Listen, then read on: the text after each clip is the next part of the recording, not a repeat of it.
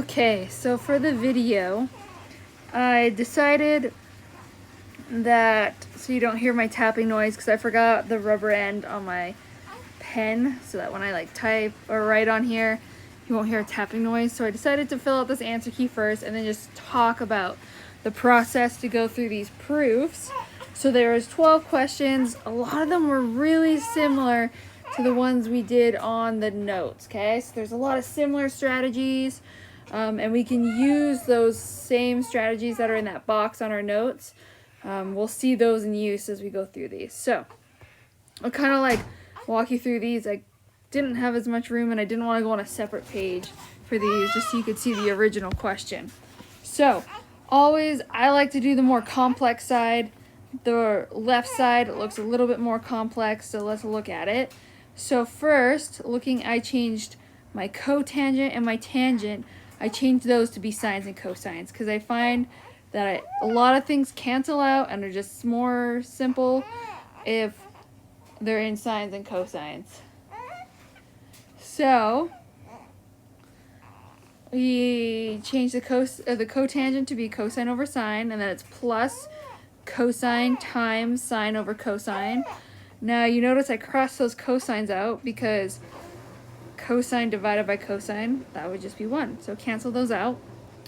Now I have two fractions, okay? So let's messy. I have this fraction right here added to just sine. And I put it sine over 1. And what's Chloe? I need the denominators to be the same. So I'm timesing the sine equation, both the numerator and the denominator, by sine, so I have a common denominator of sine. So when I times them by sine, you see I still have cosine over sine plus sine squared over sine. Now they have the same denominator here, so I can put them together. Adding those together, I have cosine plus sine squared on top, and I'm bringing that sine that was on the outside down, okay? Bringing it down, bringing it on the outside. These are times together, so when I have a sine on top and a sine on the bottom, they cancel out, and all I'm left with is the cosine x plus sine squared x, and both sides match. I know it's a little hard when I've already gone through it for you to follow it in this small writing, but I am going to post this on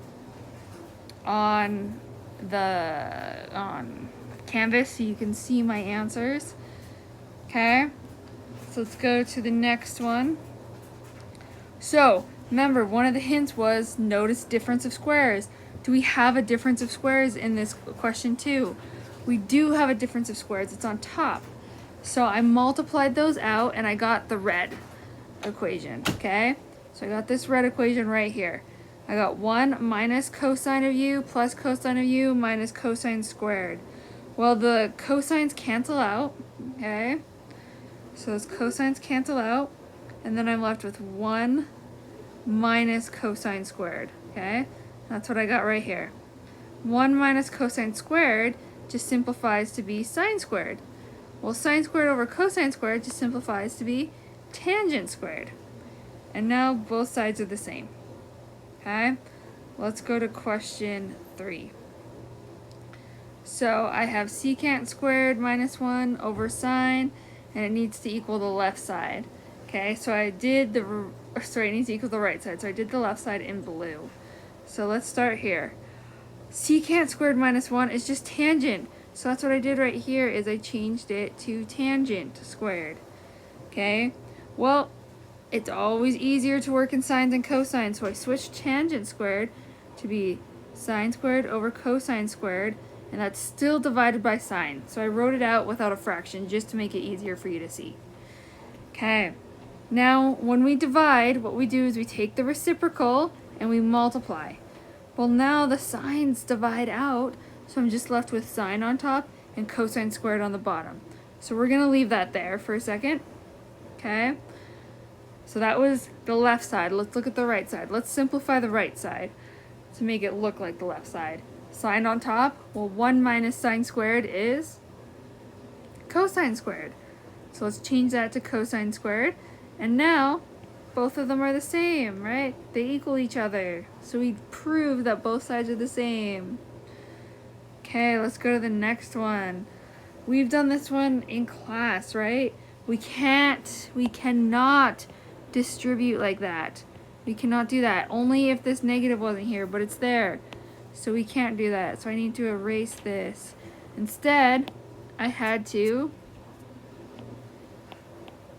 write this all the way out and double distribute. Okay? So we've done this one in class. So I'm just going to leave that there for you to see. It's also why I'm not doing question 8, because that's kind of similar as well. Okay? Let's go to question 5. So question 5, cosine times cosine. Oh, sorry. I worked with the left side. It looked the messiest. And again, I changed everything to be sines and cosines. So what I actually did first, and I didn't make this step clear, 1 over tangent of theta, what does that equal? Well, that equals cotangent of theta, okay? And then cotangent of theta is just cosine over sine, okay? And then I changed tangent to be sine over cosine. So here I have these two added together, just like how that's added. Okay, need to get the denominators the same. So I times the left side here by cosines, and the right side's here by sines. Now I have the same denominator, cosine times sine. Well, adding the tops together, I have cosine squared plus sine squared. What does cosine squared plus sine squared equal? It equals 1, okay? So I have 1 over cosine times sine. Just take the reciprocals of those, and you get secant times cosecant. Okay, almost halfway done. Looking at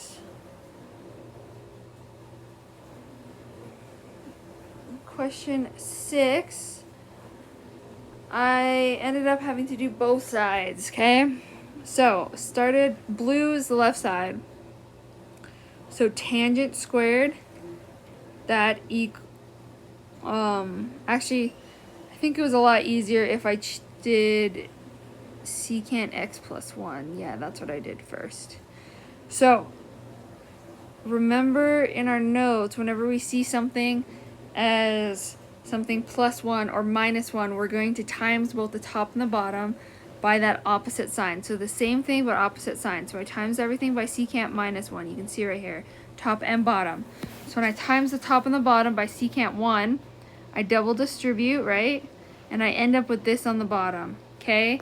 That's so I can get a secant squared on the bottom, because we know secant squared changes into tangent. That's why I'm doing it, so we can use our Pythagorean theorem identities.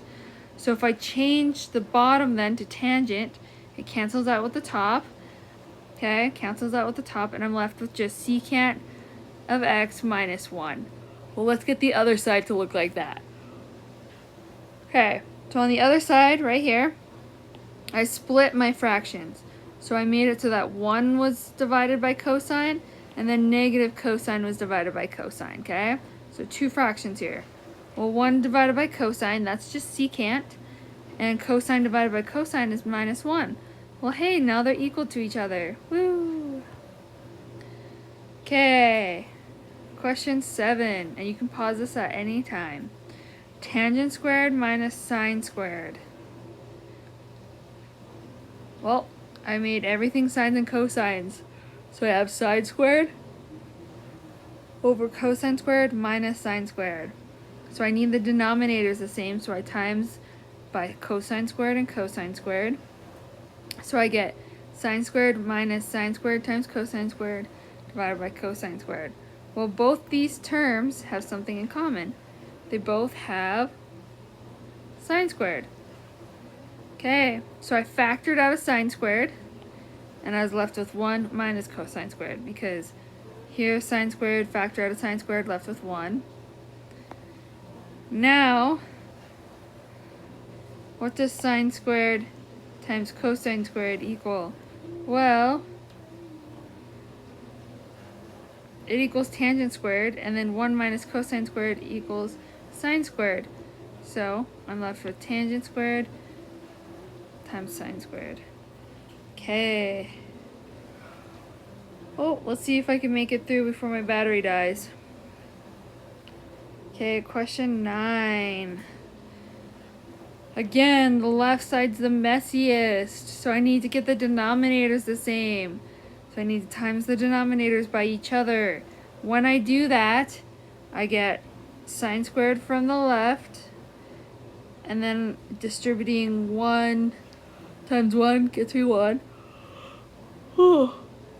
1 times cosine gets me cosine, and then cosine times 1 gets me another cosine. That's why I have 2 cosine here. And then cosine times cosine gets me cosine squared. Okay? Well, what does cosine squared and sine squared? You can see I have them in green boxes. What does that equal? Well, it equals 1. Okay? So that equals 1. And then I have a 1 here. What's 1 plus 1? It's 2. So I have 2 plus 2 cosine. Well, I'm going to factor out a 2 because both of those terms have a 2. And I'm left with 1 plus cosine, which I can divide out the bottom. And then I'm left with 2 over sine, which goes to 2 times cosecant. Okay? So, I'm just trying to go before my battery dies, but feel free to pause this, go over it so you can understand what's going on. If you need to listen to it multiple times. Okay. And you can ask me questions when I get back. So, sine. Again, question 10, messy side. This is the left side. Let's get the denominators the same. It's going to be really similar, except for I end up with sine squared plus 1. The cosines cancel out, minus cosine squared. Well, sine squared minus cosine squared is not 1. But I know 1 minus cosine squared is sine squared. So I'm left with sine squared plus sine squared, which equals 2 sine squareds. If we divide out a sine, I'm left with 2 sine for 1 minus cosine x. Okay, because that cosine x was on the bottom. Right, we had these in parentheses. Now, again, if I have 1 minus something, I need to times it by the opposite sign. So I'm timesing both the top and the bottom by 1 plus cosine. 1 plus cosine. So on the bottom, I'm going to be left with 1 minus cosine squared, which just equals sine squared. Those signs cancel out, and I'm left with what I was looking at before. Okay. We'll go over sorry I'm not here to answer your questions, and I'm just going through these a little bit faster. We will go over them in person if you have any questions on any of them before the test, okay? So we'll take some time to make sure you understand them before the test. Here, the messy side is this right side, okay? So on this right side, if you look here, I have a bunch of sines. I can factor out sines from there.